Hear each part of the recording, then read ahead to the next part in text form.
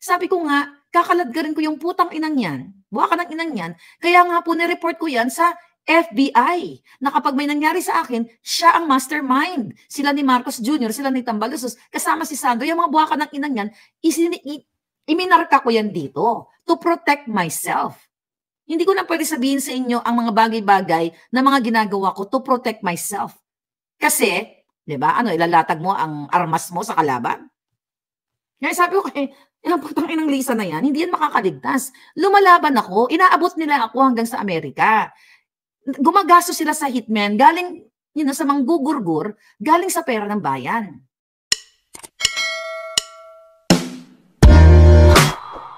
Magpa-chore basta sa ilalim ng trend, pero New York pa lang putang inang yan. So, wag po ninyong ibaliwala itong laban na ito. Inumpisahan natin to. Inumpisahan ko to na hindi ako natakot sa putragis, sa buwaka ng inang Lisa Satanas na yan at Bongbong Marcos na mafia at sindikato. Kayo, pababayaan nyo na lang? Hindi po ito usapin lang kay pastor. Dahil, isa lamang siya sa biktima. Ako, isa rin ako sa biktima. Nakita nyo naman na tinamnan din ako ng kaso sa Pilipinas. Ginamitan ako ng peking address na wala na akong address, even dito sa Amerika. Diba?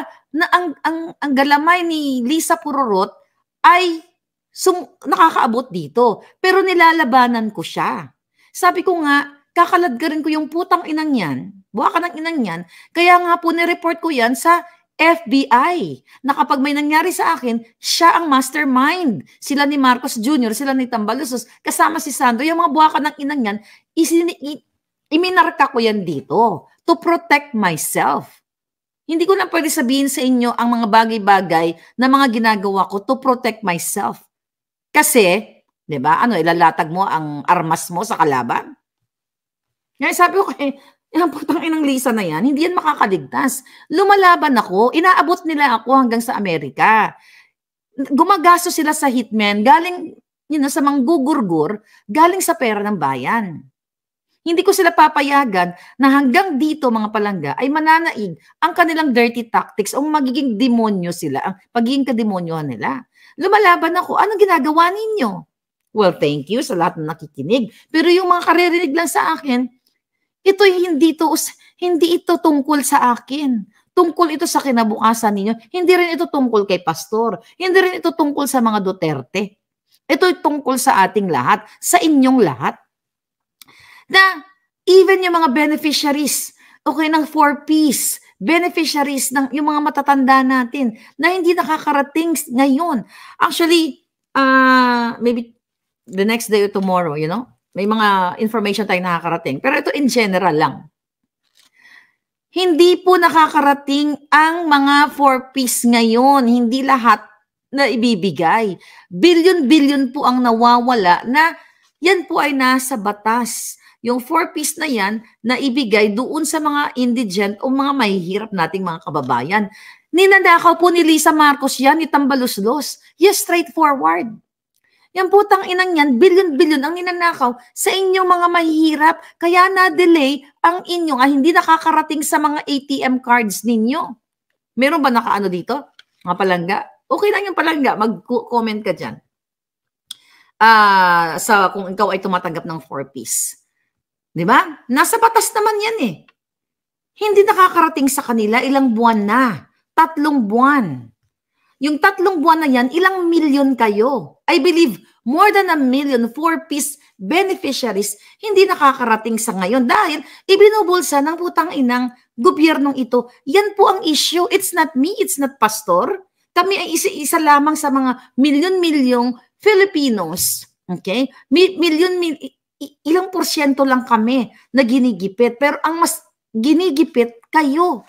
Dahil imagine mo, ilang milyong 4Ps beneficiaries na umaasa kayo na dumating sa ATM ninyo na dapat ay pangbili ninyo ng bigas, ng bugas, ng kung ano. Hindi dumating sa inyo. Nasa bulsa, nasa butod ni Lisa Marcos at ni Tambaluslos. Hindi nyo nakikita yan. Kasi ayaw nyong makialam sa usaping politika. Pero, apektado kayo. Ulitin ko, ako ba apektado sa pangpagnanakaw nila? direct, hindi ako apektado kasi hindi naman ako, wala naman ako sa Pilipinas.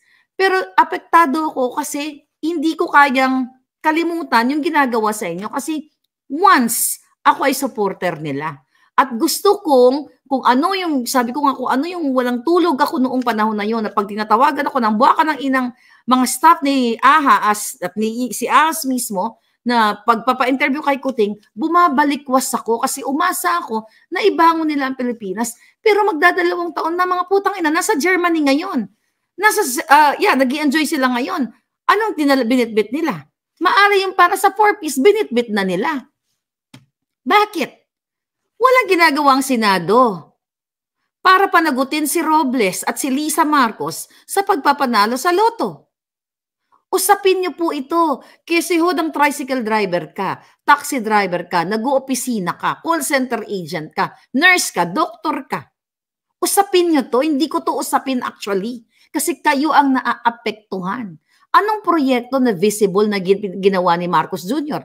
Asan ang infrastructure na sinasabi niyang build, na itutuloy niya ang infrastructure projects ng Pangulong Duterte?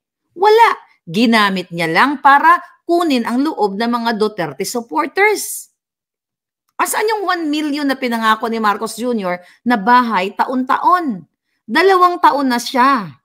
Okay? Magdadalawang taon sa Hunyo. At hindi natin siya hayaang lumagpas pa siya ng June 30 at least. Asan ang mga bahay? Usapin niyo po ito kahit ikaw ay vendor. Hindi mo pwede sabihin kung narinig niyo po yung boses ngayon, whether jeepney driver, kung an OFW, usapin niyo to palangga na kailangan ninyong makialam kasi hodang anong relihiyon ninyo. Huwag niyo pong isipin na itong laban na ito is for Kibuloy. It's not for Pastor Kibuloy. It's for 100-something million Filipinos. So hindi porket nauna, well actually ang nauna yung hakbang ng mga maisog sa Davao at sa Cebu. And now, dahil nga ang kanilang pastor ay ginipit ng nila Lisa Smugs at nila Virus, kaya sila nag-voice out.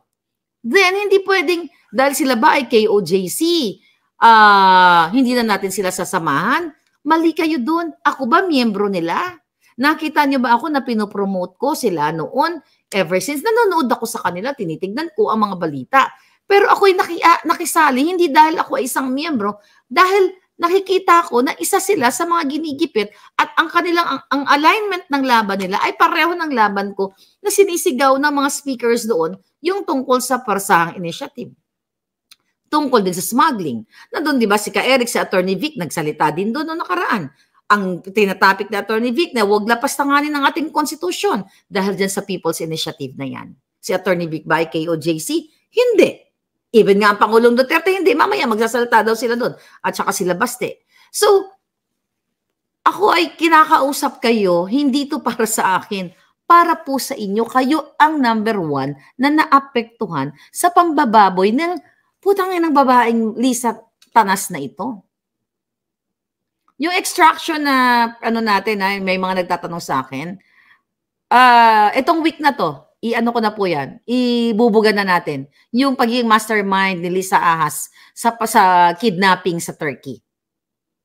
Kayo ang humusga pagdating na yan. So nakita nyo, pati pagpating kidnapping, pinasok ng putang inang babaeng ito. Nakita ninyo? So hindi kayo gagalaw. Straightforward, inaakusahan ko siya. Diba? Hindi ako kinakasuhan. Bakit? Kasi makakadkaladkad siya sa mundo, sa buong mundo. Kaya gumagamit siya ng proxy.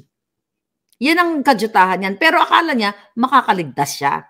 Kakarayin ko yung butod na yan. Kakarayin natin, huwag kayong matakot. Kasi pag puro takot ang mamumutawi sa inyong isipan at sa inyong puso, then forever kayong maghihirap.